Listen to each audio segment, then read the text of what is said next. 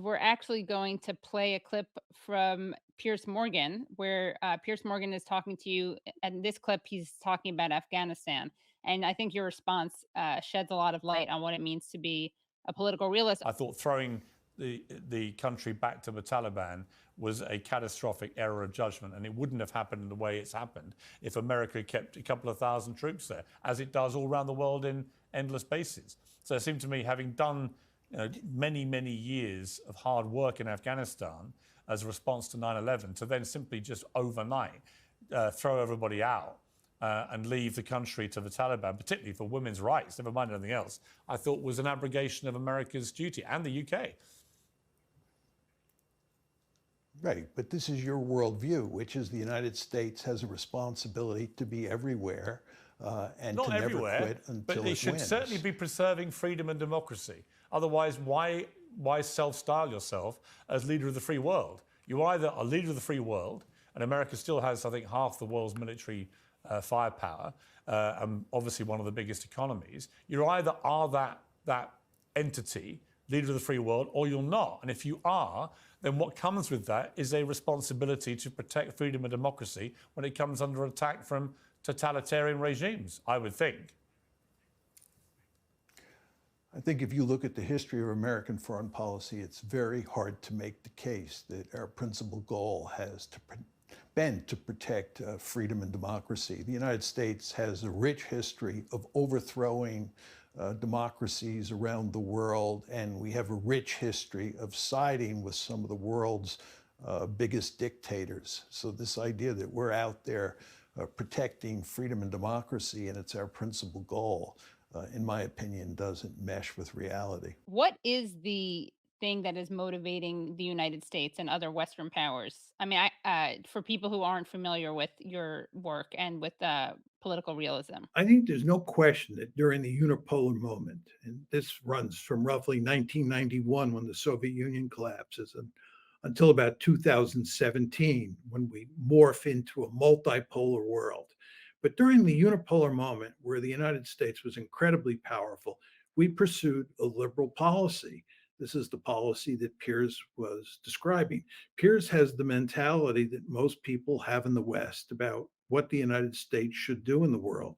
He thinks that we have a responsibility and we have a right to run around the world and interfere in the domestic politics of every country on the planet. He believes that we should reshape the politics of countries that we don't think meet the criteria that we've established for a successful liberal democracy. My view has long been, and this is the view of almost all realists, is that this is a prescription for disaster, that the United States should not be interfering in the politics of other countries unless it's absolutely necessary. And in fact, when you do that, it's going to backfire. Witness what happened to the Soviets when they were in Afghanistan. Witness what happened to us when we were in Afghanistan. Witness what happened to us in Vietnam and then later in Iraq. You want to stay out of these places. A realist like me says that what really matters are the other great powers in the system. And what you want to concern yourself with is the balance of power between the great powers or among the great powers. And you want your country to be as powerful as possible relative to all the other countries, because that's the best way to survive. So what you have, if you look at the historical record, is a situation where virtually all the realists opposed the Vietnam War, except for Henry Kissinger, who's not really much of a, or was not much of a realist. And almost all the realists, except for Henry Kissinger, opposed the Iraq War in 2003 as well. Steve Walt and I, two card-carrying realists, led the charge against the Iraq War in 2003. So again, this whole idea that we have a right and a responsibility to interfere in the politics of other countries around the world is just not a smart way to do business. So, what explains, returning to Kissinger, how is he a realist who's also obviously a major interventionist? How does one reconcile that? Well, Henry Kissinger, more than anything else, was an opportunist. Okay. A lot depended on which way the wind was blowing. And he was I think that instinctively he was a realist, but given that he wanted to have lots of influence, not only in Washington but other places around the world, he had a tendency to tell people what he thought they wanted to hear. So he kind of blew at the wind, Yeah. and that's why he was in favor of the Vietnam War. He was a real hawk on Vietnam.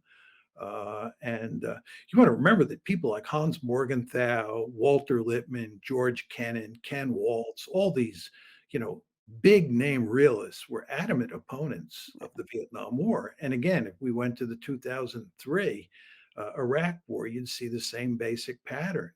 Uh, but again, very interestingly, Kissinger, who was so often identified as a realist, was the one exception in both wars. Can you be a neocon and a realist at the same time, or are those conflicts of interest? No, neocons are basically liberals. I Okay. mean, the argument that Piers was making is basically a neocon line of argument. There's not a lot of difference between neoconservatives and liberal interventionists. Right. Uh, I think one could argue that the neoconservatives have a slightly greater affinity for going to war than the liberal internationalists do. And I think the liberal internationalists tend to have a greater affinity for international institutions Right. than the neocons do. The neocons really don't like institutions because they think that institutions are where the Lilliputians tied down Gulliver.